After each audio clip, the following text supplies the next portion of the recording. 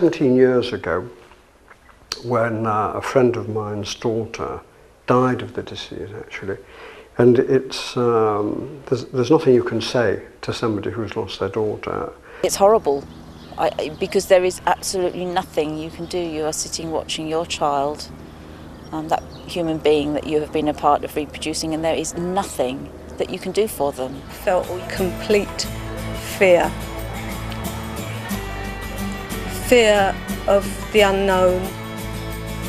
Fear of the fact that there was very little known about the disease, that the research is very expensive, very few children have this, and therefore there isn't any real government funding for it.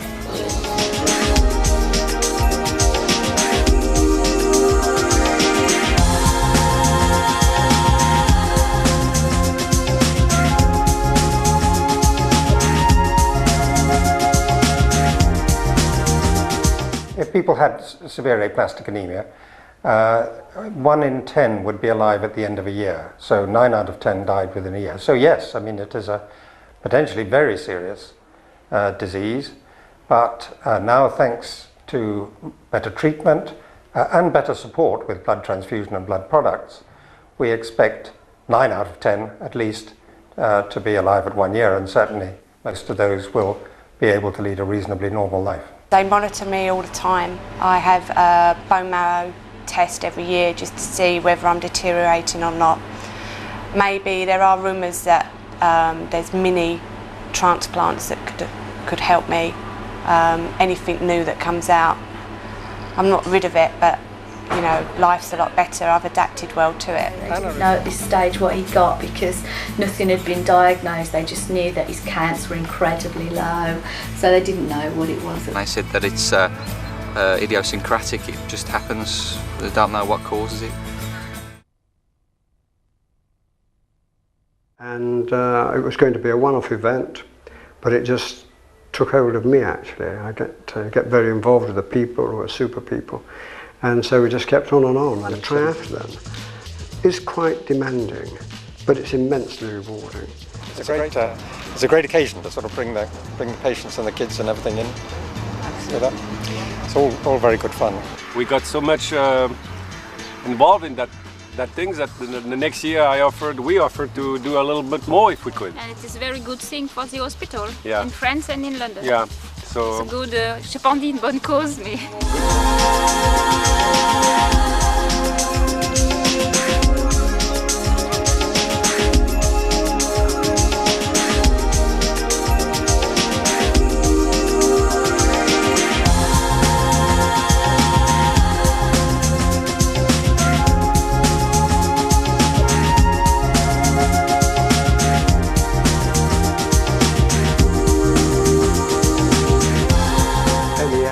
Now AAT has rebuilt this unit, and it's now, we have 13 beds dedicated to the treatment of people who are immune compromised with aplastic anemia. They're all high-tech rooms. They have to be in order to protect very vulnerable people from infection. A lot of people, especially going into something as serious as a bone marrow transplant, asked to be put in touch with other families who've been through the same thing, and most of the input that we get back say that this is very, very helpful in that it helps prepare the patient and the family for actually what's to expect. It's very interesting, you see, because many of the athletes won't really know why they're doing it until they meet Anna or Terry who've got aplastic anemia, and it really brings home to them how fortunate they are to be able to do a triathlon and how much help and encouragement it gives to patients who've got this disease.